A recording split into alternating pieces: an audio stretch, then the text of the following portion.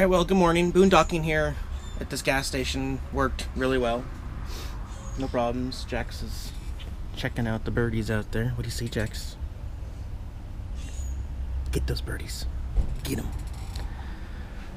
I'm not off to a really good start, but I'm about to go over to the tow company and have them fix the RV. But I wanted to microwave up a little breakfast sandwich and went to turn on the generator, and this is what I got.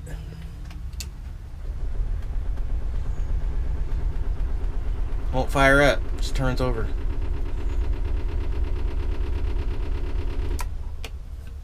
Batteries are fully charged, all the way charged. Outside, I checked the oil level. Perfect, oil looks good. Gas up front is almost completely full.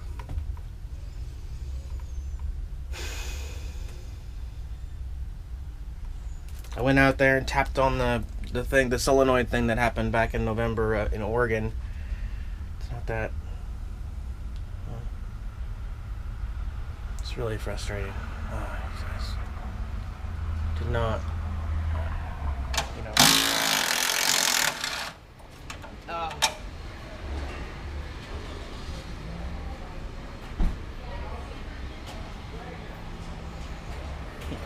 So one update here on the RV process is we're not going to replace the hood. They believe that he can just bend out that one little kink right there, and then I don't got to take the jag wire off and worry about paint matching and everything. So I'm actually really happy about that. It's just going to be the side fender, and then they're going to be able to buff out that corner of the hood.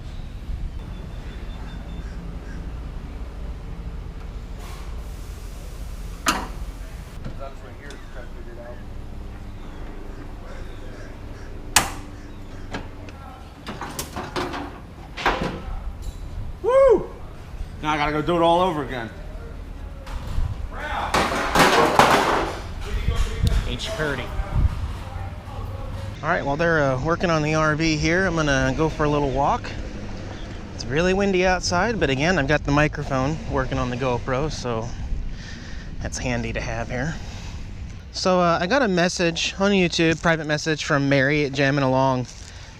She's asking me to kind of evaluate the entire trip so far, basically, and kind of talk about some stuff. And I think this is a great time to kind of reflect on the past 3.5 months on the road, because I'm someone who prior to this hadn't been outside Washington State, and everything I see is new, and I'm totally by myself with my cats. So there's been a lot to learn and a lot to explore, and I've learned a lot of lessons. One thing I really like about the lifestyle that I have is since I don't make commitments and stuff like that, I don't have to be somewhere at a specific time. That way I don't really worry about breaking a promise to somebody. Although I have done that a few times, I try to do it when it's the very next day so I don't get caught up. But I will say that one of the big things that was really foolish by me was to think that I was going to escape the rain in California and Arizona and then Florida. There is no escaping the rain. Now, the rain really stressed me out in Washington State, and these winter seasons are really hard on me, but you can't escape it. It still rains everywhere else. Maybe it doesn't rain for as long or as hard, but it still rains. You cannot escape it. The only thing you can escape in the wintertime is the cold itself, which actually I got caught in a few freak ice storms and cold spells in Alabama and Texas, as you recall, along the journey. But I think it's really fun to do live stuff like this when you don't really know what's going to happen and you have no expectations. But the new thing that I've started is creating a savings fund for RV maintenance, because that's been the one thing that I have not been able to be in control of, and that's been kind of stressful for me. I really like to be more in control, so having a little savings fund is a great idea for me now that I'm excited about. But all of these other areas, I feel like I've spent plenty of time, and I've broken a lot of rumors that people might have said about boondocking in other areas.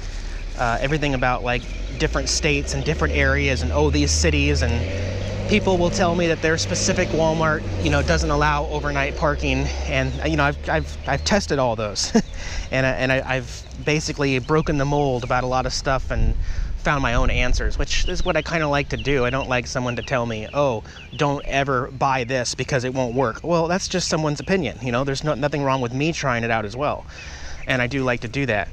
But this trip has taught me a lot about myself, about my emotions on the road, and what I expect and what I like to have happen and how I like to be in control. But the big thing here really comes down to the RV itself. Tilly, the Tioga. And the reason it comes down to Tilly is because it's something that's really hard for me to maintain and keep running, and it's stressful sometimes. So with that being said, I mean,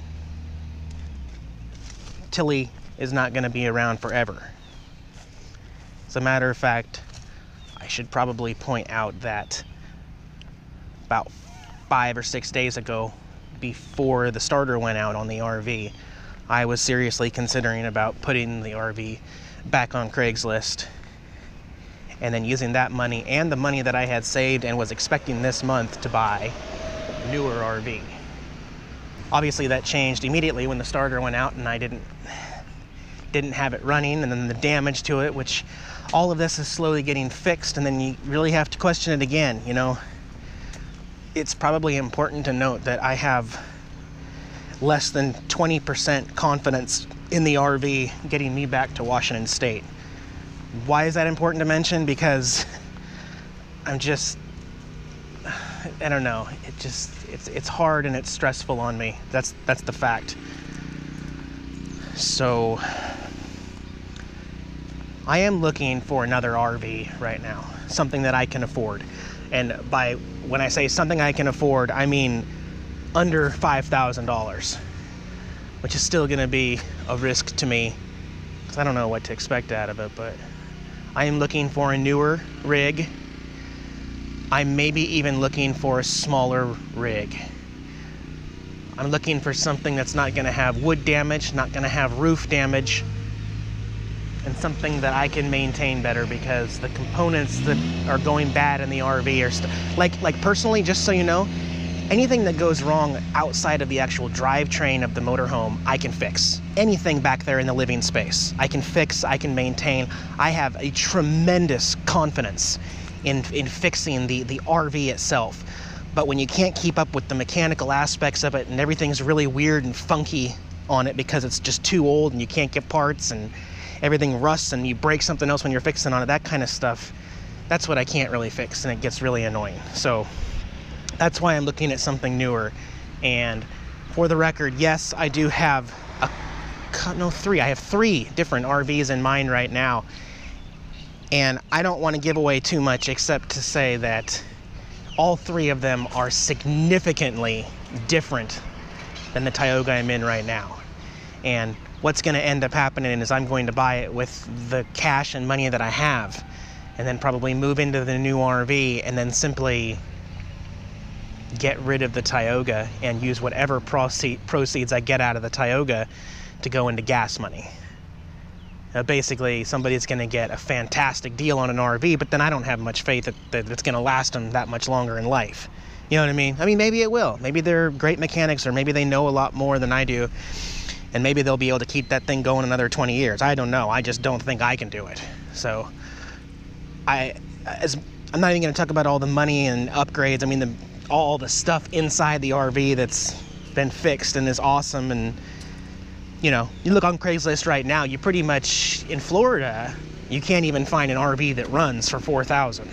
They want, I'm serious, they want $3,500 for an RV that needs a transmission or an engine or has something else seriously wrong with it. And I was like, wow. So my RV is worth a lot more down here, but I'm not trying to like hustle anybody out of money, okay? And I'm gonna be really honest when I post my Craigslist ad and try to sell it. Or maybe I'll just post a video on here and say, hey, the RV is available if anybody in Florida on my YouTube channel wants it. If not, in 3 days, I'm gonna go to Walmart and it's going to be totally cleaned out, ready to go, title in my hand, a soda in my hand, and with a big sign outside that says 2000. And it'll sell. It'll sell in one day. I promise you. I'll be able to walk away with $2,000 in my pocket and fill the tank in my new RV. So I guess I kind of ventured off. I was going to talk about what I've learned on this trip, but that's pretty much what I've learned. I like to be in control, and there's lots of times where I felt like I really wasn't in control. And I am excited to get out of the Tampa Clearwater area here and get back up. Actually, it's going to feel really good when I get back into Panama City for some reason, just because I had good memories there, you know?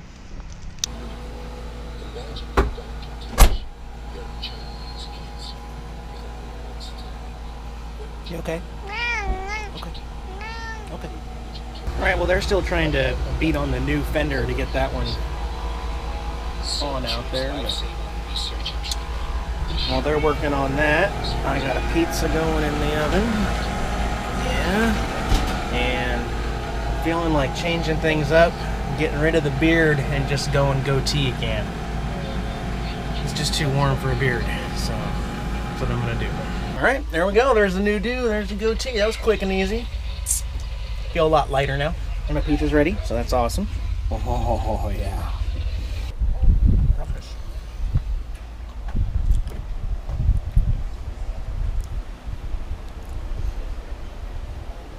Alright, well, I found a great place to come hang out for the rest of my afternoon here before I go back into Tampa. The RV is fixed, but it ain't pretty. It doesn't match. I don't really know what to say. It is what it is, and if I want to, I can always do it myself, redo the trim, and I'm done with this. I'm done, moving on. I'm gonna just enjoy the beach a little bit.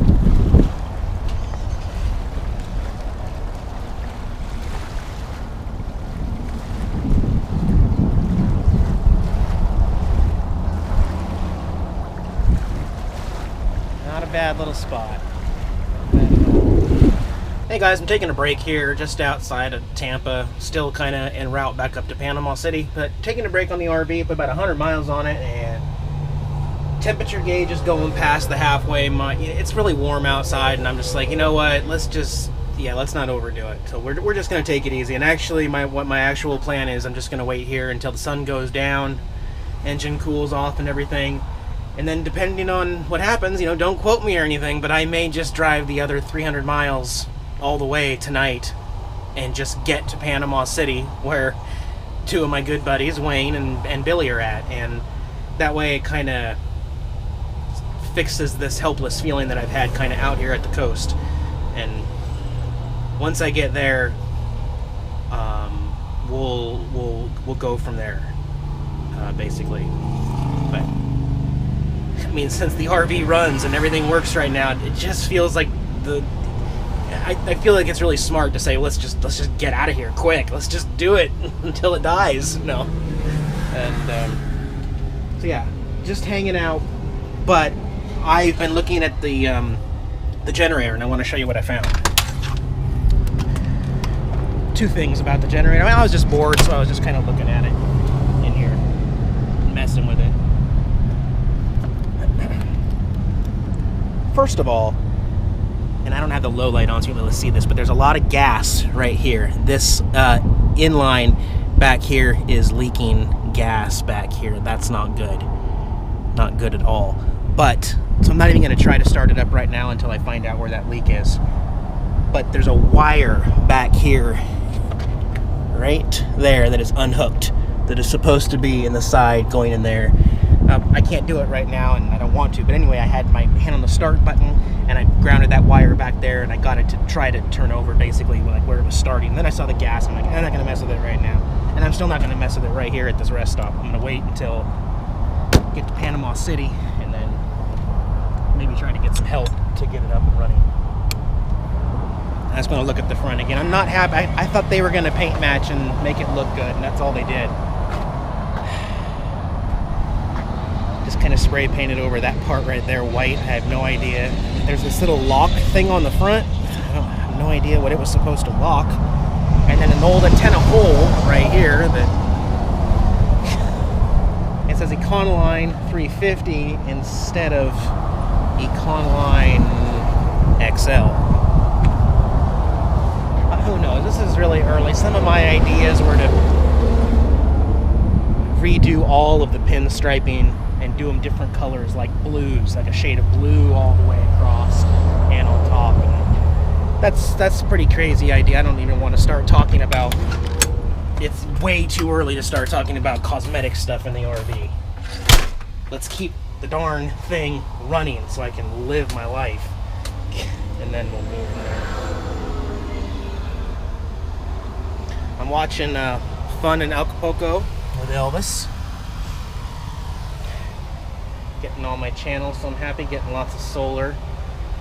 Jax is warm, so he's kind of laying in the bathroom. You doing okay, buddy? Well, yeah, I know you like the linoleum. He's fine, though. It's not too warm in here. But alright, I'll put on some miles, and we'll talk to you guys tomorrow with an update. I've got a lot on my mind, so, you know, don't be surprised here in the next couple days if I do something that you weren't expecting was going to happen, but it's all under control. Everything's under control. I will talk to you guys later.